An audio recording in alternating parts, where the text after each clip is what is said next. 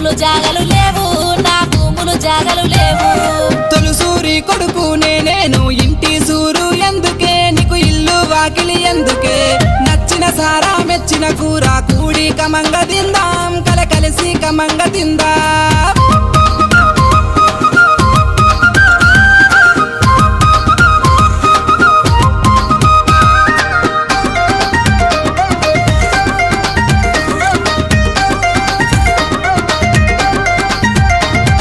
సొమ్ములు సోకులు లేనే లేవు, సోపతి నాకు వద్దు, నీ సోపతి నాకు వద్దు.